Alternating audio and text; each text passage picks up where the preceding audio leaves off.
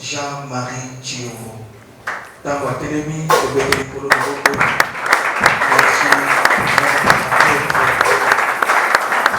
Merci papa. Na tombe sami na sai ya koyamba Yaya Nangai, le révérend Consolé Mozanga, on a tout à télémi de béni.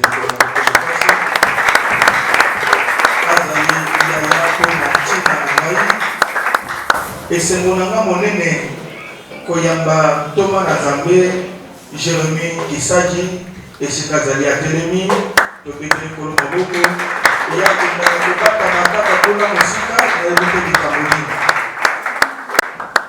Na pangwa mini susu kona koyamba Yaya Nangawa kozala moko, Yabate Yikati Nabiso, le révérend Paul William Mouteba, la Sendi Yaya Télémi.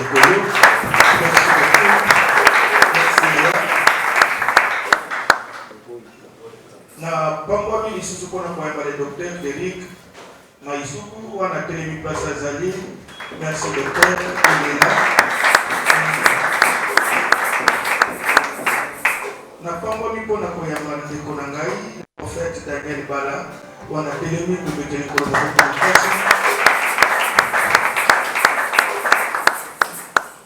Na Tony Samine c'est mon présence ya pasteur Patrick Ntambwe Muchi wa Gileshi. Merci. Donc, qui connaît Kabouyeke, cette fois que ça, la moto, il y a Kabouyeke, Bisso Awa, le pasteur Israël Massambou, a été de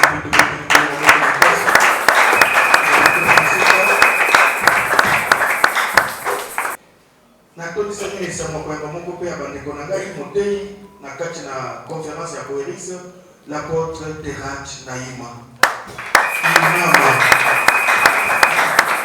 Merci Thomas. Merci beaucoup. Natoni Sami et Samo Kwamba, moko. Yabasali na Nzambe. Yaya tote aka motema malamu meye, motema malamu ezali vi na ye. Nakoma na Lubumbashi ayamba ngai po pasteur Patrick Ntambwe api. Mais lelo ninga ninga ngai po tuya zate. Nasengi na révérend Barthélémy Bopé, atelema likolo, tobeta nkolo moko kasi. Nous s'il vous plaît. Il y a comme Panzi Oyo. Bosu Mangai, avant la place wana. Aza Moutou ya motema malamu. Moko ya ba orateur na biso. Josaphat Tedjika. Abengi na tongwa lelo, aza na Lubumbashi. Semaine Oyo, azo travailler kuna epai na ye na Lubumbashi. Alobi, pasteur Barthélémy akangi na awa. Oyebi ezana bato, oyebi ministère na yoko esimba yaya zamba peso bato motema malamu. Le sako la biso ezalaka bongo. Soki ba entouré okoka na ba frater na ba hypocrite okosala boye. Tabernacle bapengaka mo ya Moïse, mais Moïse atikala kokonga tabernacle te. Betsaïel na Olia bato motema malamu. Bolimbisa ngai na omela mingi te parce que biloko ezopunzwa na motema ya binga ndenge avandi wana azoloba ekadisha makambo nini. Eske bokoki kosoma mato ya baye akolobela biso na oyo etali Jésus-Christ scandale pour les Juifs et folie pour les nations. Pourquoi bayuda bazondima yete scandale bapaye bazotya tembe folie alors nde tozoyamba ye bosonga ngai ntango azomata tobeteli nkolo maboko makosi.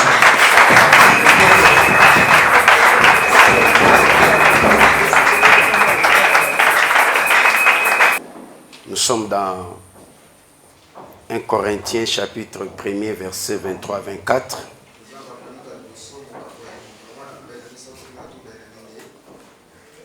On va aussi écrire, bien qu'on ne va pas lire à cause du temps, 1 Corinthiens chapitre 2, 1 à 4. On va ajouter Luc 2, 30 à 36. Mais moi, je lis seulement 1 Corinthiens 1er, verset 23. Je lis la parole au nom de Jésus. Nous Nous prêchons Christ crucifié, scandale pour les Juifs et folie pour les païens. Mais la puissance de Dieu et sagesse de Dieu pour ceux qui sont appelés tant Juifs que Grecs. Parole du Seigneur. Nous allons nous rasseoir.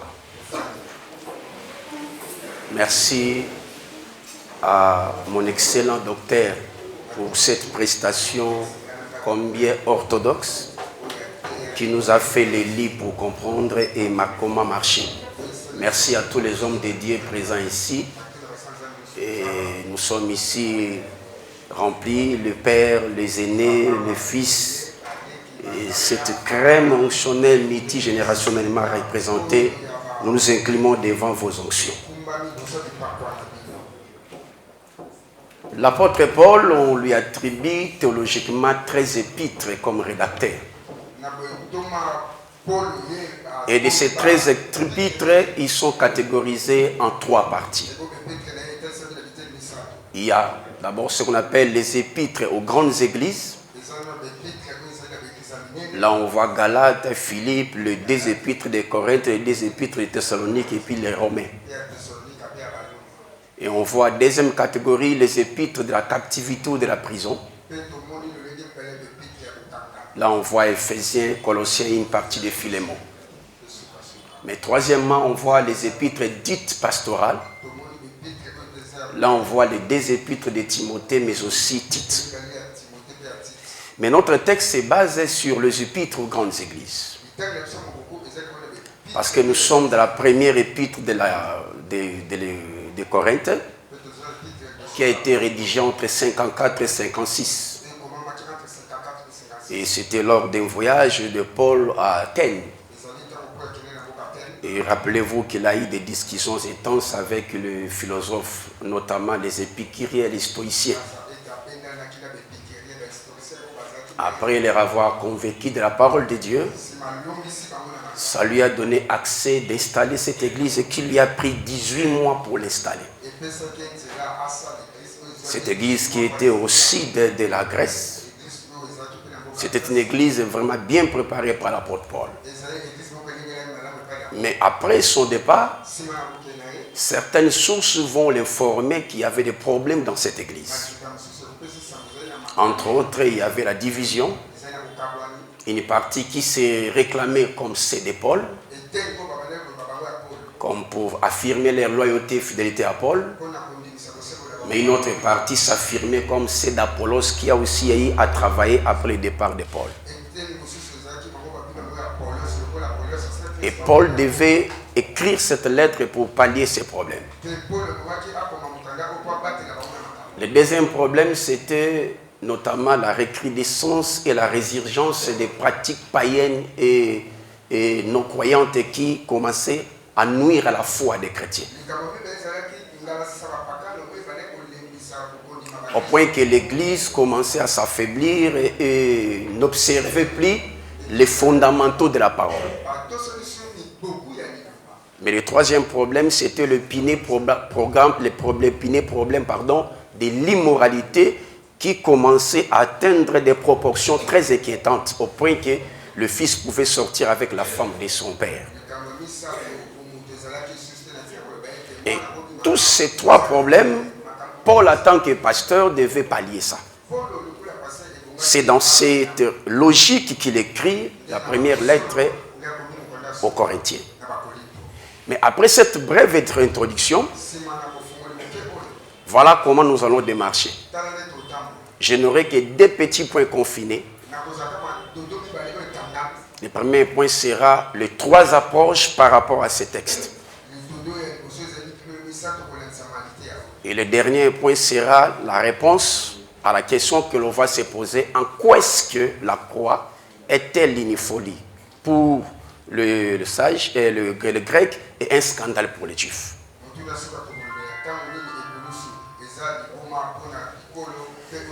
Par rapport aux 3 approches, nous commencerons d'abord par l'approche prophétique. Parce que quand on voit les Grecs nous montrent les nations. Mais quand on voit les Juifs, on voit le peuple terrestre Israël. Mais Paul ici nous présente l'Église parce qu'il est l'apôtre de l'Église pour les païens. Déjà, là, nous sommes dans les 3 espaces prophétiques. Parce que la prophétie prône cette trilogie. 3 peuples, 3 verbes à conjuguer. Pour Israël, c'est restauré. Pour l'Église, c'est glorifié. Pour les nations, c'est jugé. Mais 3 temps aussi. Parce que la prophétie doit expliquer le passé, fixer le présent et orienter le futur. Donc déjà, ces 3 peuples sont représentés dans ces textes. Mais je dois encore m'appuyer à la prophétie du prophète Siméon. Lui qui a été divinement averti qu'il ne mourrait pas sans avoir vu le Christ. Un jour, quand Marie arrive avec l'enfant au temple, Siméon va prophétiser. Il dit, cet enfant sera la lumière pour les nations. Déjà, premier peuple. Salut pour le peuple, c'est l'Église. Mais il sera un scandale et un relèvement pour plusieurs en Israël. C'est Israël. 3 peuples déjà garnis. Mais si je dois faire encore une petite allégorie par rapport au début de la Bible, la Bible dit au commencement, la terre était informe et vide, il y avait l'esprit sur les eaux et Dieu dit la lumière soit. Or, la terre était informe et vide. Quand on parle de la terre, on voit le peuple terrestre, c'est Israël. Aujourd'hui, elle est informe parce qu'elle est sans loi, ni temple, ni prophète, ni grâce, ni esprit. Or, les eaux parlent des nations. C'est-à-dire que maintenant, le Saint-Esprit est vers les nations. Parce que les nations sont une pépinière où Dieu tire son champ de l'Église. Et la lumière, c'est l'Église. Parce que Dieu nous a basculé des ténèbres à son admirable lumière. Voilà pourquoi il dit nous sommes la lumière et le sel du monde. Donc vous voyez que les 3 peuples sont représentés. Mais attention, en tant que prédicateurs, nous sommes prédicateurs de l'Église, comme l'a bien dit mon précieux docteur. Nous devons savoir que génériquement parlant, nous sommes tous au temps de la fin. Mais chaque entité connaîtra sa fin du temps de sa fin. Pour nous, Église, nous subissons déjà la fin de notre temps, de la fin. Parce que l'Église a commencé la Pentecôte, mais elle sera évacuée en enlèvement. Nous sommes de la dispensation de la grâce. Or, chaque dispensation contient 5 éléments.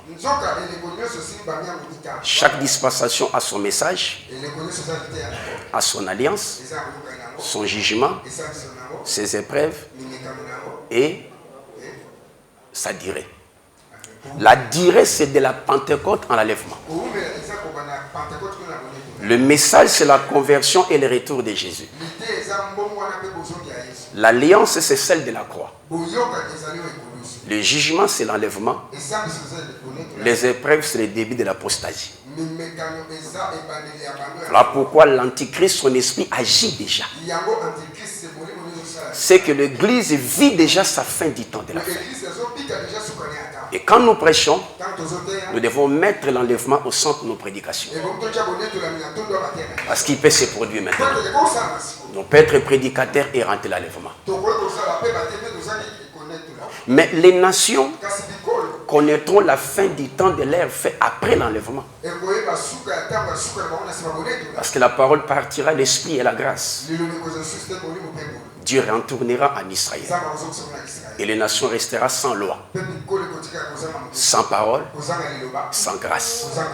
Mais Israël connaîtra la fin du temps de sa fin au milieu de la semaine, comme Daniel 9, 27 dit. Quand l'Antichrist va montrer son vrai visage.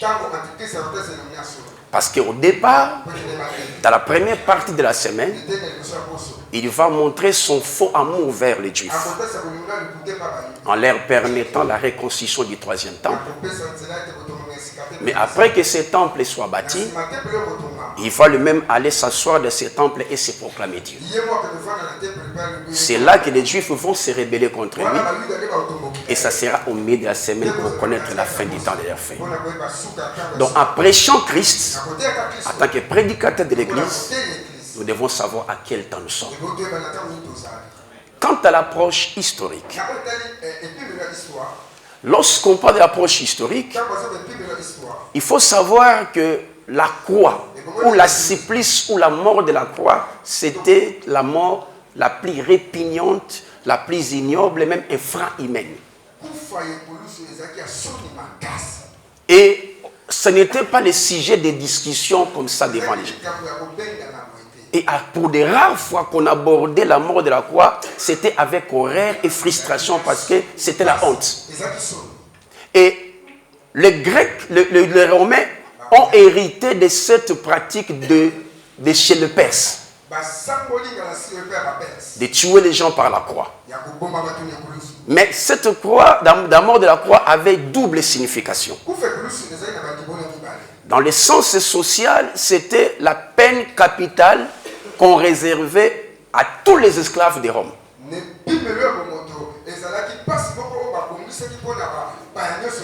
Mais dans le sens politique, c'était une manière qu'on traitait tous les rebelles qui se révoltaient à l'autorité de Rome. Pour décourager les rebelles. Et n'oubliez pas que Jésus a été présenté à Hérode et Pilate comme opposant de la Rome. Je n'ai pas dit ça. Jésus a été présenté chez Pilate. Doucement. Il faut m'écouter avant d'interpréter. N'oubliez pas que Jésus a été présenté à Hérode et à Pilate comme opposant à la Rome. C'est-à-dire, sa mort avait aussi une connotation politique. Et il devait subir la mort de la croix. En tout cas, nonobstant la prophétie, il a été traité comme un ennemi de Rome, comme opposant au pouvoir romain. Mais cette mort de la croix pouvait être pratiquée chez tout le monde, sauf chez les citoyens romains. Pourquoi? Parce que les citoyens romains étaient considérés comme un monsieur prestigieux. Voilà pourquoi, si je dois ouvrir et renfermer la parenthèse, vous remarquerez à plusieurs fois Paul brandissait son titre de citoyen romain. Il était hébreu, oui, mais naturalisé romain. Ce titre de citoyen romain lui donnait beaucoup d'avantages. Entre autres, ça lui permettait de participer à la vie publique romaine sans se sentir comme étranger. Deuxièmement, ça permettait que ces infractions puissent connaître une certaine atténuation devant des cours et tribunaux. Et troisièmement, ça lui permettrait d'être exempté pour des problèmes liés à la fiscalité. C'est-à-dire qu'un citoyen romain était un homme respectable à cause du prestige de leur royaume. Mais, d'ailleurs à son époque, déjà à ce siècle-là, il y avait un écrivain, un philosophe, un homme politique appelé Cicéron, qui avait écrit ceci: lier un citoyen romain, c'est un crime. Les ligoter. Le frapper, c'est une abomination. Le tuer, c'est plus qu'un crime. Mais le pendre sur les bois, il n'y avait pas de mots à qualifier cette criminalité sans précédent. Mais ça ne s'appliquait qu'aux étrangers, aux esclaves et aux ennemis de Rome. Voilà pourquoi Jésus en avait suivi. Mais dans l'approche doctrinale, lorsqu'on regarde ces textes, on voit les Grecs. C'est l'hellénisme. Quand on voit les Juifs, c'est le judaïsme. Et quand on voit Paul, c'est le christianisme. Là maintenant, c'est le combat des doctrines. Parce que l'hellénisme était l'ensemble des pratiques et des traditions des Grecs. C'est comme ça qu'ils vivaient. Mais ils voulaient imposer cette manière de vivre à tout le monde. Et le judaïsme, c'était l'ensemble des lois, des préceptes et des traditions qui avaient 4 dimensions: morale, sociale, religieux et familial, déterminant la manière de vivre des Juifs en tant qu'un peuple par entière. Mais le christianisme, ce n'était pas une manière de vivre. C'est la vie. Parce que quand on parle de l'hellénisme, on voit le dieu Zès et tous ses prétendus petits dieux. Zès et sa femme Héra. Mais quand on parle du judaïsme, on voit plus Moïse. Mais quand on parle du christianisme, on parle de Christ. Maintenant, c'était à choisir. Ou adorer Zès et Héra, ou continuer à élever Moïse, ou adorer celui dont Moïse était préfiguration. C'est comme ça que Paul arrive. Il est en train de les démontrer. La moralité des Grecs n'est pas la foi. On peut être logique, bien éduqué, mais sans être sauvé. La logique et la moralité n'ont rien à voir avec le salut. L'homme n'est pas sauvé par l'éducation, mais par la foi en Jésus. C'est-à-dire, les Grecs devaient savoir, leur logique, leur sens intellectuel, leur courtoisie ou leur rationalité n'avaient rien à voir avec les saints. Et c'est ça aussi ce que nous devons remettre aujourd'hui sur la place. Parler français, avoir beaucoup d'études, être intellectuel ne font pas de toi un chrétien. La foi n'a rien à voir avec nos titres académiques. À tous ceux qui l'ont reçu et à ceux qui croient son nom, il leur a donné le pouvoir de devenir enfants de Dieu. C'est qu'en prêchant la parole de Dieu, nous devons montrer aux gens l'âge biologique, la logique, le français, la bonne éducation, un visage sérieux n'a rien à voir avec les saints. L'évangile doit pénétrer les fonds et non caresser du poil de la bête.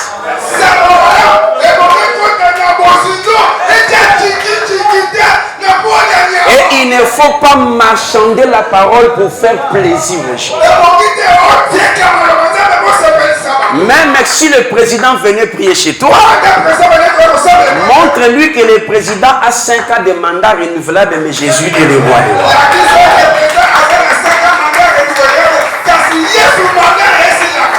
Mais quand on en regarde au judaïsme, c'est Moïse qui est élevé. Là, c'est très dangereux. Parce que Moïse avait un Dieu. Mais Dieu est représenté par Jésus. Même quand Dieu a fait de Moïse Dieu, mais Moïse n'est pas Jésus. Parce que Jésus est le véritable Dieu. Moïse était un corps que Dieu a utilisé. Voilà pourquoi plus loin Jésus va dire aux Juifs, Avant qu'Abraham et Moïse ne firent, moi j'ajoute Moïse, moi Jésus je suis. C'est que Abraham et Moïse ne soient, Jésus était avant eux. Mais qui est Moïse aujourd'hui de l'église? C'est le message sur la dadification plus que le christianisme. Aujourd'hui, nous présentons plus la paternité des pasteurs, le principe de paternité. Je m'incline. Mais si ces gens te prennent comme papa, ils ne connaissent pas les vrais papas, qu'est-ce qu'ils vont faire?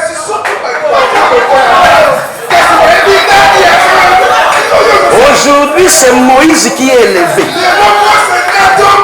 L'onction du pasteur, le patriarcat, trop de titres, des patriarches, des évangélistes internationaux, des prophètes interplanétaires. Mais au fond, Christ n'a même pas une chaise à l'église. Les gens connaissent mieux leurs pasteurs que les pasteurs des pasteurs. Ça, c'est une forme de judaïsme à l'église aujourd'hui. Ne devenez jamais l'homme orchestre, laissez Jésus régner en maître. Présentez Christ, mais ne te présentez pas. Si les gens connaissent Jésus, ils vont reconnaître ta place en tant que pasteur. Mais s'ils te connaissent comme pasteur, ne connaissent pas Jésus, ils seront des païens évangéliques. Mais s'ils connaissent Jésus, ils seront de vrais disciples. L'église n'est pas bâtie par les fanatiques. L'église est bâtie par les disciples. Voilà pourquoi il a dit, allez partout au monde, faites des nations et non vos atalaks. Chassons Moïse, remettons Jésus. Moïse ne peut pas régner. Il faut que Jésus règne. Ok. Non,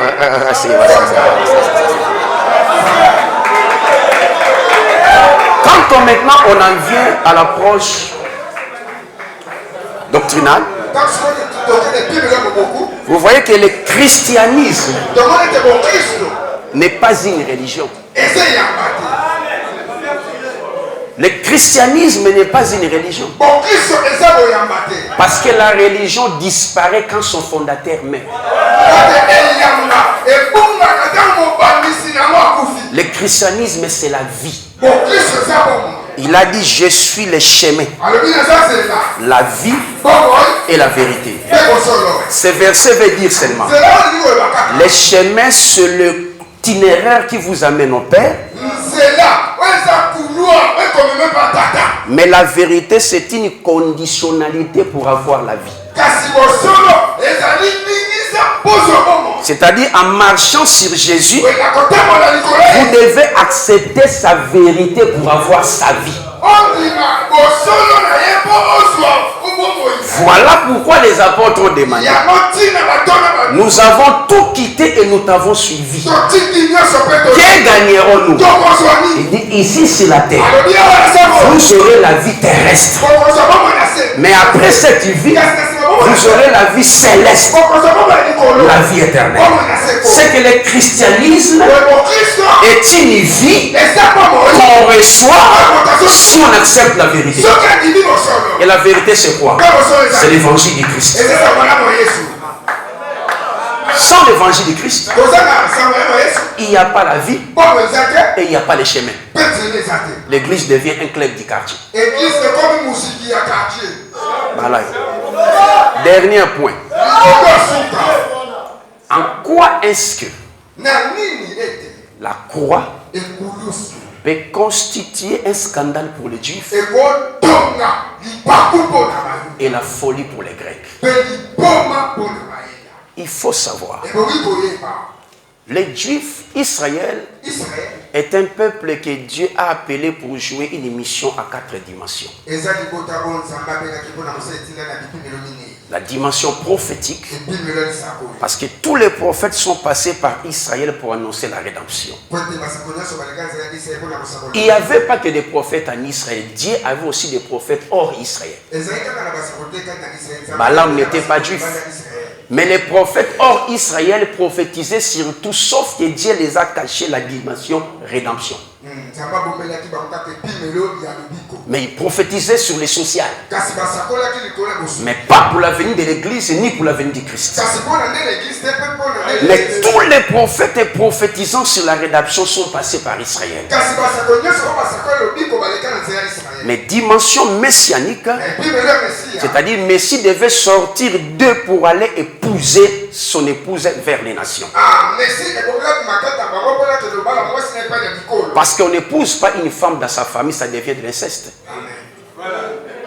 Il fallait que Jésus sorte d'Israël, ses frères, pour aller vers les nations pépinières et tirer sa femme comme champ. Je ne parle sous contrôle de l'agronome. Il n'y a pas de champ sans pépinière. Et la pépinière, c'est les nations. Mais Jésus nous a pris là-bas pour faire de nous son champ. Car l'église est le champ de Dieu. Et nous sommes des travailleurs. Il n'y a pas de moisson sans en avoir un champ. On ne peut pas glaner s'il n'y a pas de champ de Boaz. Et l'église est l'épouse de Jésus. Mais Israël est le beau-frère de l'église. C'est pourquoi, même pour les salis, le verset qui dit, il est parti chez le sien. Les siens ne l'ont pas reçu. Mais la Bible dit, à tous ceux qui l'ont reçu. Là, ce sont les Juifs. Et à ceux qui croient son nom. C'est nous les nations. Parce que ceux qui l'ont reçu, ce sont les gens qui l'ont vu. Nous croyons en lui sans l'avoir vu. C'est que ce verset parle des juifs croyants et des chrétiens. C'est ce que le docteur vient d'expliquer. Mais les restes qui se sont entêtés sont considérés comme les beaux-frères et non l'épouse. Mais le beau-frère ne partira pas, c'est l'épouse qui partira vers son époux. Voilà. Mais dimension missionnaire. Le monde connaît aujourd'hui Dieu par Israël. C'est ça. Donc, mais partout Israël est passé. Dans sa dimension historique, Dieu les a toujours délivrés avec des signes et prodiges. Rappelez-vous en Israël, en Égypte, comment ils étaient sortis. Comment Dieu les a délivrés au chez le Babylone, partout ils partent en captivité. C'est que de la tête d'Israël, lorsque Jésus est venu, il a trouvé Israël sous l'égide des Romains. Pour les Juifs, ils voyaient en Jésus un libérateur politique. Pensant à ce que Moïse avait fait en son temps. Pourquoi ils sont scandalisés? Parce qu'ils ne croyaient pas que Jésus mourrait sans les avoir délivrés.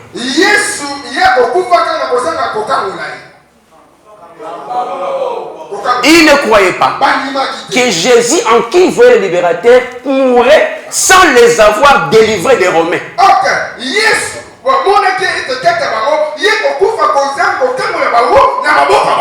De deux, ils ne pouvaient jamais croire que leur délivrance viendrait par la mort,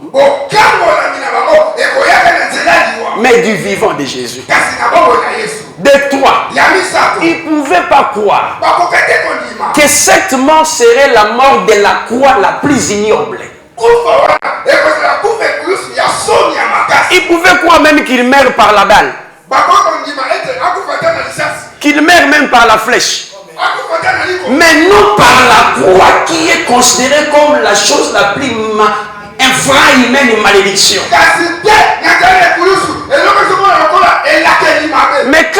bien-aimant, il ne pouvait jamais croire que cette mort sera orchestrée par le même ennemi desquels ils attendent d'être libérés.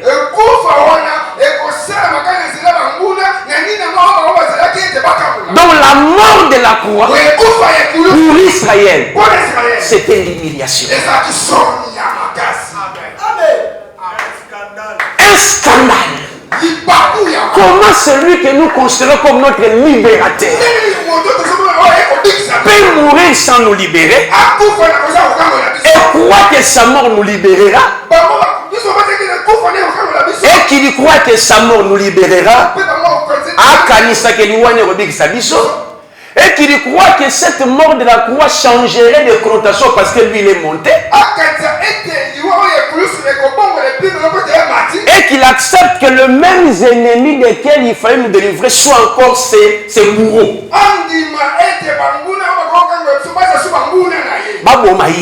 C'est ça le scandale de Dieu.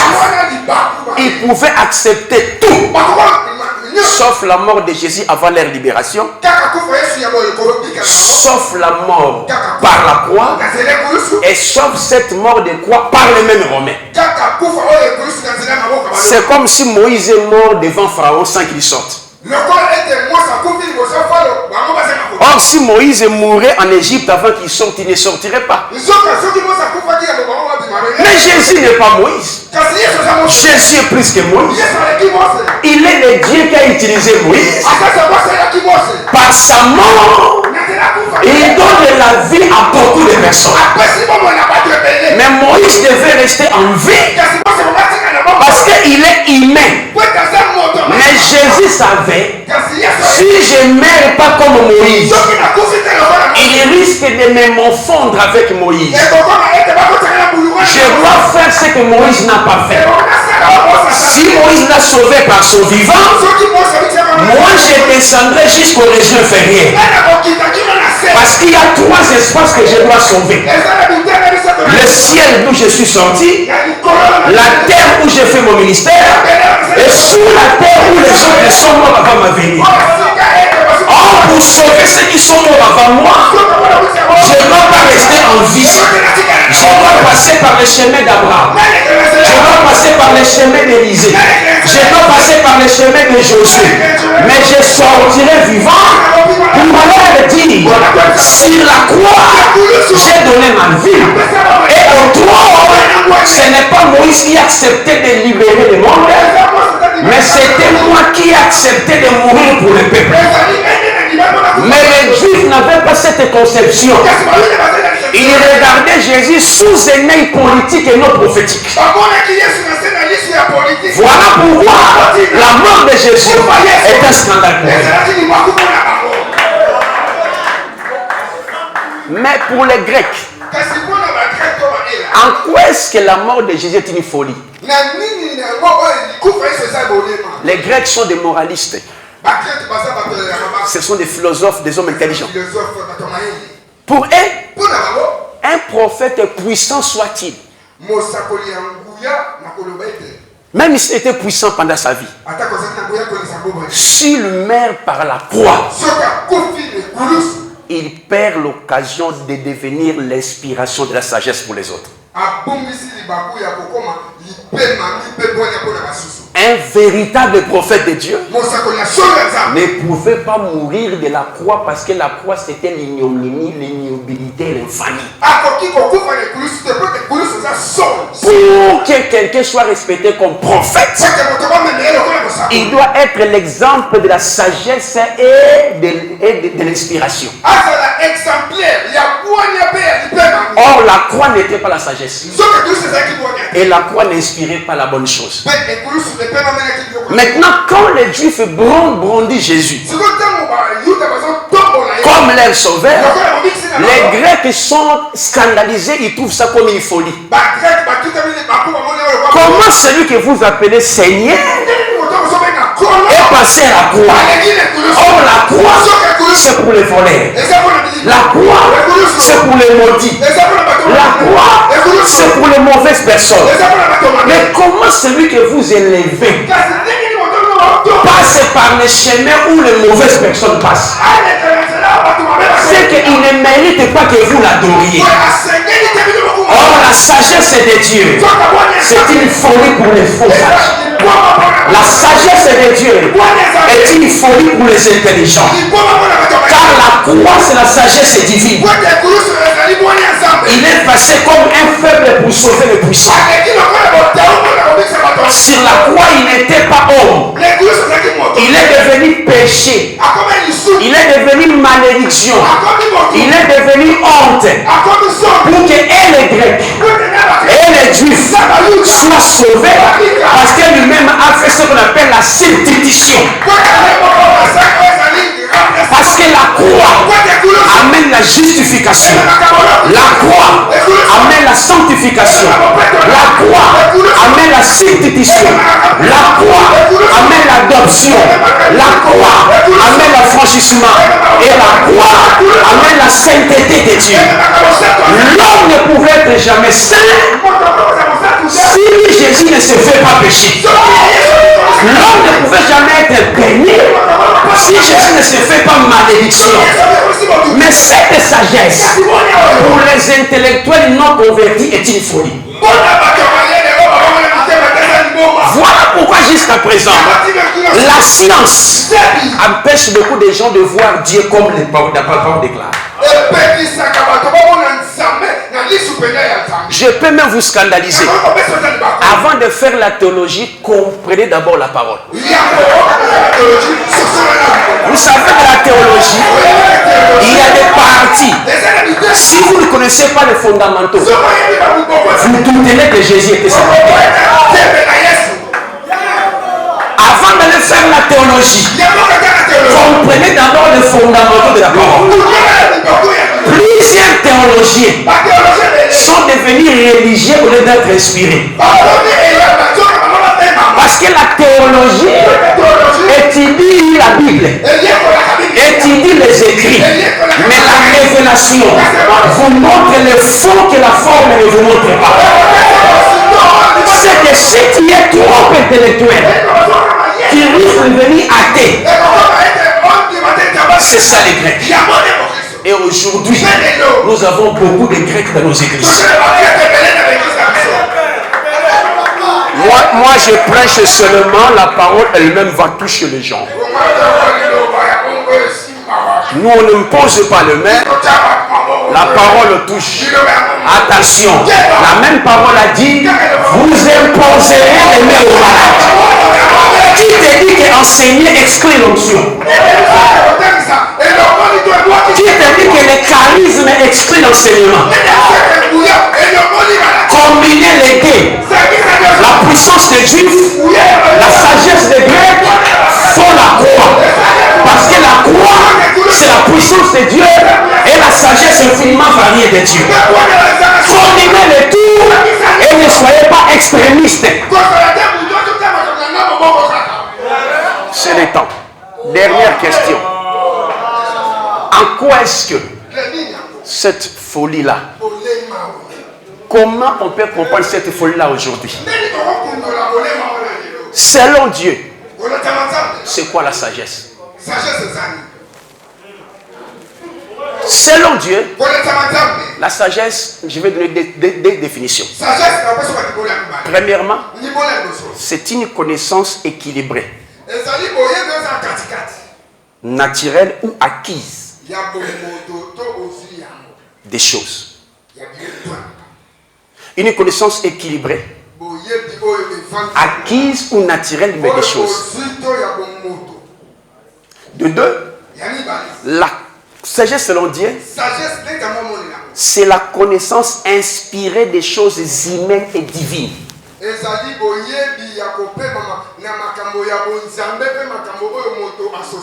Mais la vraie définition, la sagesse selon Dieu, c'est la révélation de la personne de Christ. Voilà pourquoi un jour il marche avec les apôtres. Il leur pose la question pour tester leur sagesse. Qu'est-ce que les gens disent de moi? Les uns disent Moïse, Joseph, Élie. Jésus n'a pas dit qu'ils ont mal répondu. Parce que qui ne dit mon consent.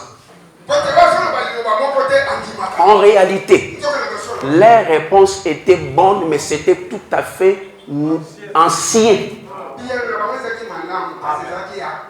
Parce que Jésus avait en lui cette multicolarité multidimensionnelle. C'est comme l'habit de Joseph. En lui, il y avait Moïse. En lui, il y avait Abraham. En lui, il y avait Élie. En lui, il y avait Josué. Voilà pourquoi sur la montagne de transfiguration, l'homme est fait, Moïse est sorti, et Élie est sorti. L'homme des eaux, Moïse est sorti. Mais après un certain temps, les deux étaient engloutis en lui. Et à la descente de la montagne, Jésus va croiser un lunatique. Il tombait dans le feu. Il tombait dans les eaux. Or, il vient de la montagne. Il a englouti Élie. Il a englouti Moïse. Et quand il descend, il trouve le lunatique qui tombe dans l'eau et dans le feu. Il a dit, je ne ferai rien. Moïse attaquait le feu. Et Élie attaquait le feu.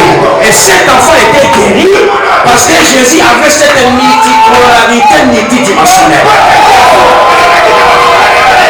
C'est que l'homme de Dieu a l'onction des anciens patriarches avant d'avoir l'onction du temps présent. En toi, il y a plus que Moïse. En toi, il y a plus qu'Abraham. En toi, il y a plus que la sagesse de Salomon. Tu as la foi d'Abraham, la puissance de Moïse, la prophétie d'Élie, l'onction de Josué, la grâce de Paul pour manifester à l'église du temps de la fête. C'est que si tu as la sagesse, fuis très bien, il y a aussi l'onction. Fuis très bien, il y a aussi la parole. Mais ne reste pas uni-opérationnel, mais sois multi-opérationnel. Mais Pierre s'approche. Il dit oui. Et ils ont fait l'introduction. Moi je développe et je conclue. Il dit non, tu n'es pas Élie.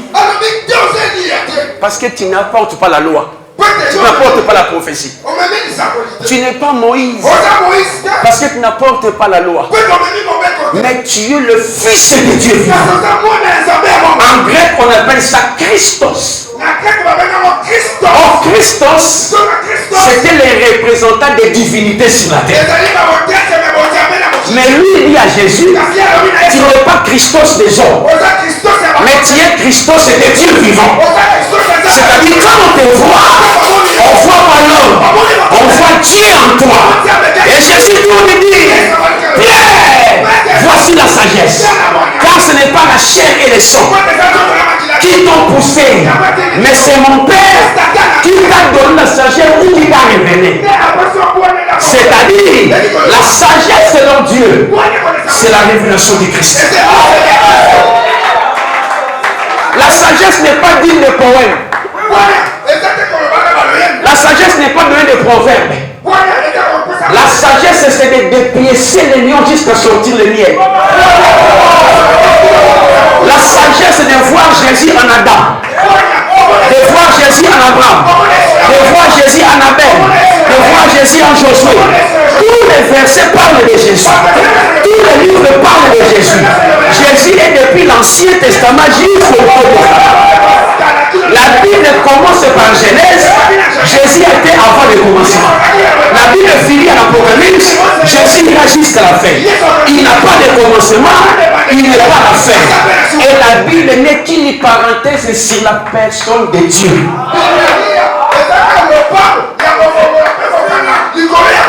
La sagesse n'est pas parler français. Tu peux tenir ta Bible. Tu conjugues bien le verbe. Tu conjugues bien les prononciations. Mais tu ne prêches pas. Prêcher n'est pas parler l'anglais. Prêcher n'est pas parler français. Prêcher, c'est démontrer Christ dans les versets, les Écritures, les chapitres et dans le livre. Voilà pourquoi, dans une distance de plus de 1 km, Jésus s'est prêché devant les disciples de Maïs. Il les expliquait comment le Fils de l'homme viendrait et il mourrait.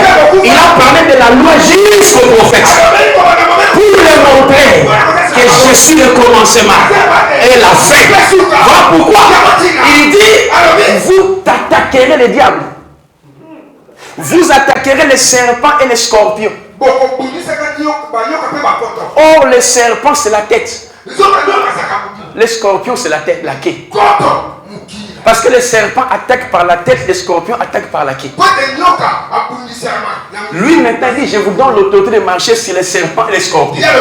C'est-à-dire, c'est moi qui suis le vrai commencement et la vraie fin. Le diable n'est qu'un faux commencement et une mauvaise fin.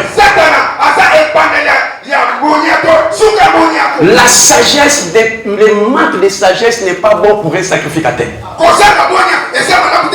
Oh, la sagesse, c'est la révélation de Christ. Mais c'est quoi la puissance? C'est là que j'ai fini. Dans 1 Corinthiens 2, on dit notre prédication ne s'était pas reposée sur les discours persuasifs et la sagesse humaine, mais sur la démonstration de la puissance de Dieu. Quand je parle de la puissance, toi tu vois faire les tomber les gens. Non. Quand je parle de la puissance, toi tu crois que c'est crier. La puissance ici n'est pas dans le sens dont nous prenons. La puissance ici révèle le caractère autoritaire et contraignant de la doctrine. Le caractère contraignant et autorité de la doctrine.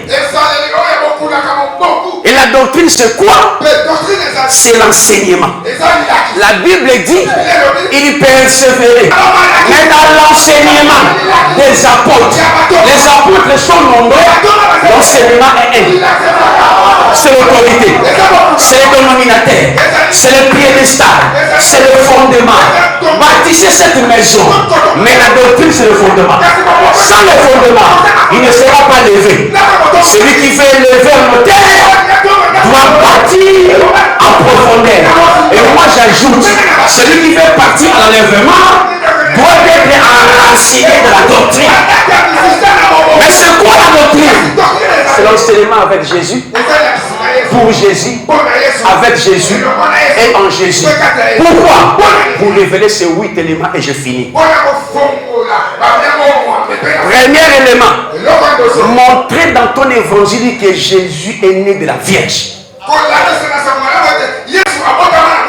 Marie n'était pas déviergée avant d'avoir Jésus. Marie n'est pas Anne. Marie n'est pas Anne. Marie n'est pas Elisabeth. Marie est une femme à part. Elle a été vierge jusqu'à ce qu'elle a conçu Jésus. Et ta prédication doit reprendre ça pour montrer la puissance de la parole. De deux, montrer son humanité sans péché sur la terre. Il a vécu avec les corps humains mais il n'a pas péché. Mais Abraham a péché, Moïse a péché, Élie a péché, Mahomet a péché, Abraham a péché, Isaac a péché, Jésus n'a pas péché, mais il s'est fait pécher volontairement, non par commission mais par substitution. Il ne l'a pas commis mais il s'est fait pécher à volonté. Tu dois répondre ça. Et c'est ça la puissance de l'évangile. Troisièmement, montrer qu'il est mort et ressuscité volontairement. Il n'avait commis aucun forfait qui méritait sa mort. Il est mort à volonté. Nous n'avons rien payé. Nous n'avons rien offert. Voilà pourquoi, pasteur, même quand tu serais affamé, tu auras besoin d'argent. Ne créez pas des offrandes avec les noms vous ramassez ou pour dire que c'est offrande de libération. Oh, ça c'est l'offrande d'affranchissement. Celui qui nous a affranchis chez Jésus. Ça c'est l'offrande de libération. C'était Jésus lui-même. Toutes les offrandes étaient des préfigurations du vrai qui est l'offrande de Jésus. Et tous les habits sacerdotaux étaient l'image de l'onction. Et le tabernacle était l'image de l'église et du ciel. Na N'amenez pas le judaïsme en église pour chercher l'argent. 4. Montrer qu'il est monté devant les hommes. Il est parti. 5e, montrer qu'il reviendra. Or, il y a différence entre la seconde venue et le retour. L'église n'attend pas le retour mais l'enlèvement. Ce sont les païens qui attendent le retour. Mais l'épouse attend l'enlèvement. Et tu dois répondre ça, c'est ça la puissance. 6. Montrer que le salut est attaché uniquement à son nom. Et pour nous les païens, nous les connaissons comme Jésus-Christ. Oh Yahshua Mashiach. Oh Adonia. Tous ces noms-là nous compliquent. C'est le nom de Jésus qui nous sauve. 7. Montrer qu'il y a la suprématie qu'à son nom. La Bible dit qu'il a reçu les noms au-dessus de tous les noms. Au-dessus du nom de Moïse. Au-dessus du nom de Seth. Et en son nom, tous les noms, le judaïsme, les grecs, les suivants, et ils célébreront sa gloire. Pourquoi? Sur le trône, il était le roi. Le lion. Mais quand il descendait, il a pris la forme de l'homme. Mais il a servi comme un veau. Et il est mort comme un agneau. Mais Jésus, Dieu l'a élevé comme aigle. Voilà pourquoi dans l'Apocalypse 4, il y a 4 faces de l'agneau. Il y a le lion, c'est sa royauté. Il y a le veau, c'est l'esprit du serviteur. Il y a l'homme, c'est comme il est mort comme homme. Mais il y a l'aigle, ça c'est l'élévation. Jésus n'est plus agneau, Jésus n'est plus un homme. Il est élevé comme l'aigle. En son nom, tous les noms fléchis, parce que Dieu l'a souverainement élevé. Et dans cette conférence, si tu obéis à Dieu, tu le sais, dans la souffrance, je prophétise, Dieu t'élèvera. Ce n'est pas l'argent, ce n'est pas les habits, mais Dieu t'élèvera. Que tu aies les gens ou pas, que tu aies l'argent ou pas, quand Dieu décide de t'élever, même devant les ennemis, tu vas faire face. Et le Dieu qui l'élève vous élève. Mais pour finir, montrer que sans lui, l'église n'existe pas. Le corps c'est l'église. Mais sans la tête, on est un monstre. Si l'église est le corps, Jésus est la tête. Jésus est la tête. Or la tête, c'est la direction. La tête, c'est la vision. La tête, c'est la révélation. La tête n'est pas toi, pasteur. Toi aussi, tu es un corps. La tête, c'est Jésus. La tête, c'est Jésus. Et si Jésus est la tête de votre ministère, personne ne vous fera du mal, car le corps ne suit que là où la tête est partie.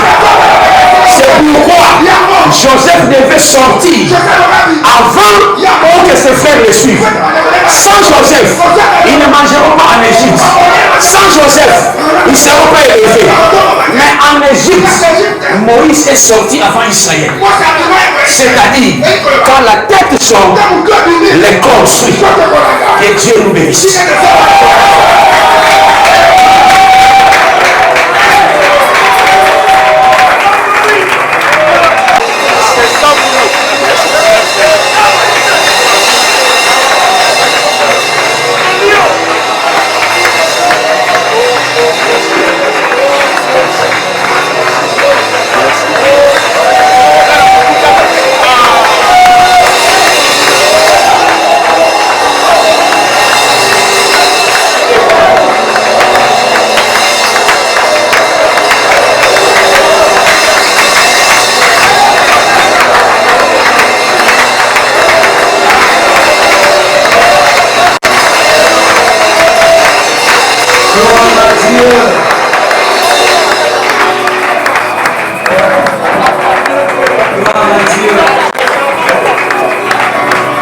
Tofana